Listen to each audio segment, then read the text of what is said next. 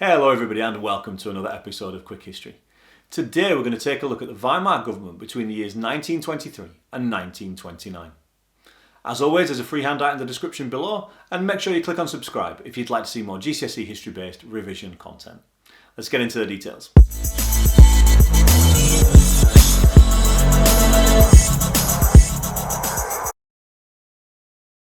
One of the big problems facing the German government was how to solve the problem of hyperinflation. As we've seen in previous videos, hyperinflation had a devastating effect on the German economy.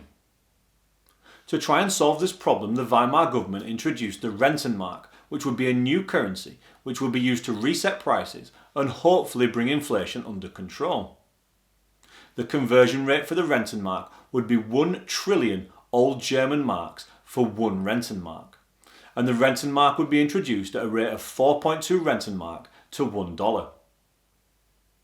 This was a very sensible and a very successful scheme. The Rentenmark was used for the next 25 years and did have the effect of bringing inflation down and bringing control to prices. There was, however, one significant flaw.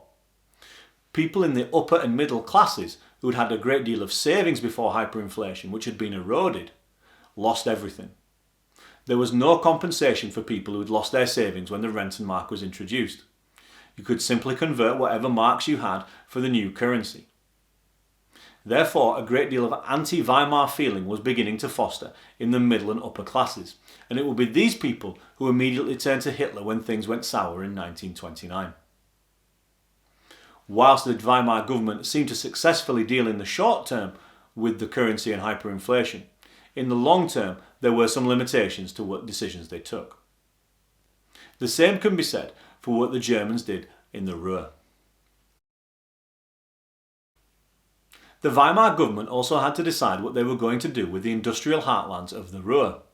The French and Belgians who had invaded in 1923 as a result of not receiving their reparations payments were still there. This put the Weimar government in a catch-22. With the industrial heartlands of Germany closed, things such as coal and woodwork and ironwork were not being made, which these could have been sold on the international markets, which would have helped them to actually pay their reparation payments. However, if they did open up the industrial heartlands, then the French and Belgians would have confiscated these goods in lieu of their reparation payments.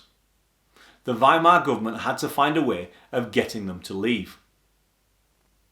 To do this, they negotiated something known as the Dawes Plan with America. The Dawes Plan offered Germany a loan of 800 million German marks, and the Germans used this to pay their reparation payments to Belgium and France to get them to leave. In this regard, this policy was tremendously successful. They did leave, and the industrial area of the Ruhr was able to open up and start doing business again.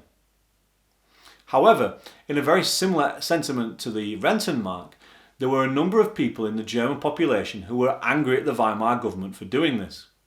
They believed again that they'd essentially surrendered to the French and Belgians as they'd done in 1918.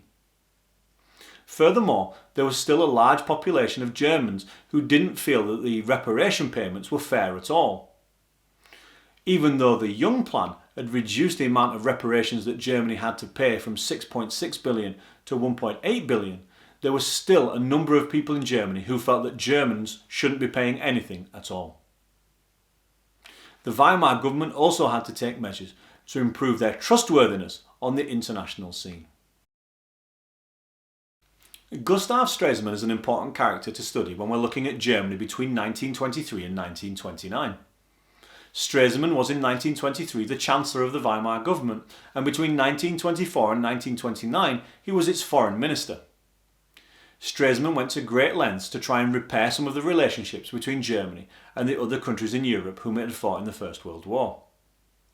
Stresemann began to do this in 1925 when he signed the Locarno Pact between Germany, Britain, France, Belgium and Italy. The Locarno Pact in its essence was an agreement between the 5 countries not to invade each other in the future. As a result of this, in 1926 Stresemann was able to successfully negotiate Germany's entry onto the League of Nations. Stresemann, for his work in 25 and 26, was awarded the Nobel Peace Prize. He also negotiated the Kellogg-Briand Pact, which involved America. This pact between many of the countries of the League of Nations essentially stated that Germany would not attack anybody unless it had been attacked beforehand by somebody else. All of these things helped repair relationships between Germany and other countries in Europe and America. However, some right-wing commentators and right-wing supporters in Germany felt that Germany had been betrayed by the Weimar government. These countries whom Stresemann had repaired the relationships with were the people who had humiliated Germany at the Treaty of Versailles and whom were still demanding that Germany paid reparation payments. Despite the Weimar government taking some steps to improve relations, people in Germany at home were not always happy with the steps that had taken. The final part of the Weimar government's steps to improve their situation between 1923 and 1929 was to try and rebuild the economy. Gustav Stresemann was also instrumental in rebuilding the German economy. He negotiated two deals with America known as the Dawes Plan and the Young Plan. The Dawes Plan allowed for 800 million marks of American money to be pumped into the German economy, and the Young Plan, as we've seen previously, reduced the amount of reparations that Germany was owed.